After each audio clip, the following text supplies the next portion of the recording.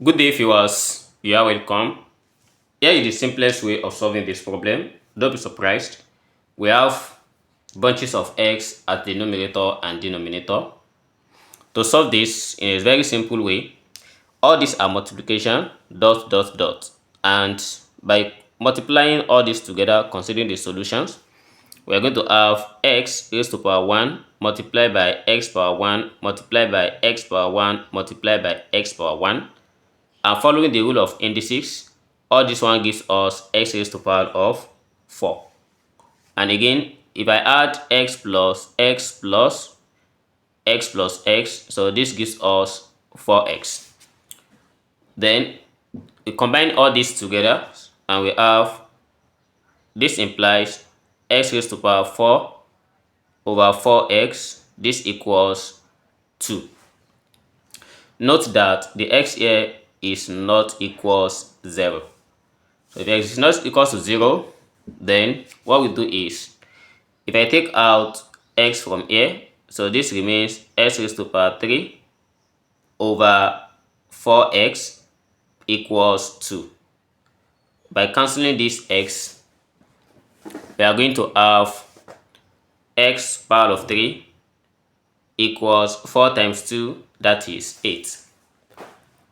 Here is now where the work is. We want to know all the roots, and this is like a cubic root.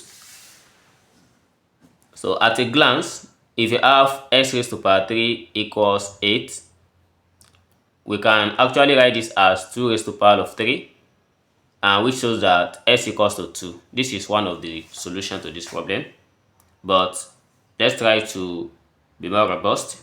We find all the 3 roots at this point. So to know all the 3 roots, suppose I consider x power of 3 minus 8 equals 0.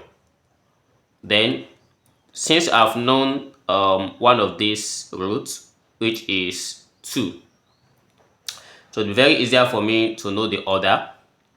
So since one of the solution, since x equals to 2 is one of the solutions, then I'm going to get the other factors of this using a long division method. So since we have x power of 3 minus 8 equals to 0, and one of the solution here is 2, note that if I write this as x power of 3 plus, the next one is going to be 0 multiplied by x power 2 plus 0 multiplied by x power of 1, then minus 8, everything equals to 0. So this is still the same. And applying the long division method, or let's say depressed, we are going to have a long division method using a depressed method.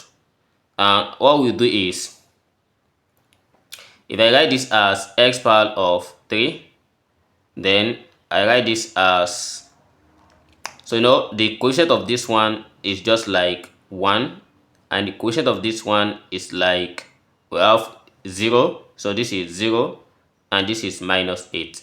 So if I put everything in this back bracket, and we have x equals to 2 here. So x equals to 2 is one of the solution. I want to get the other one using like a synthetic division. So we have, the first one is nothing, and we write 1. So multiplying 1 by 2, we're going to have 2. Adding this together, that gives us 2. Again, 2 multiplied by 2 is 4. Then this plus this, that gives us 4. 2 multiplied by 4, that is 8. And adding this together, it gives us 0. So these are the 3 numbers that we have. So since it is 3 number, we are going to assign a variable to them based on the quadratic standard. So the first one is going to be x raised to power 2, plus the second one will be 2x, the third one will be 4. Everything equals to 0. So we solve this quadratically. And if I transfer 4 to other side, we have x raised to power 2 plus 2x equals minus 4. So let me add 1 to both sides. So by adding 1 to both sides, we have x squared plus 2x plus 1 equals minus 4 plus 1. And again, For x squared plus 2x plus 1, it gives us x plus 1 raised to power 2 equals minus 3. And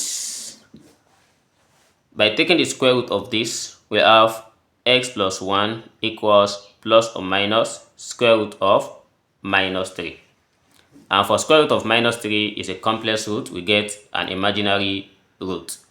So here is x plus 1. So this equals plus or minus I square root of 3. And taking 1 to other side, we are going to have x equals minus 1 plus or minus I square root of 3.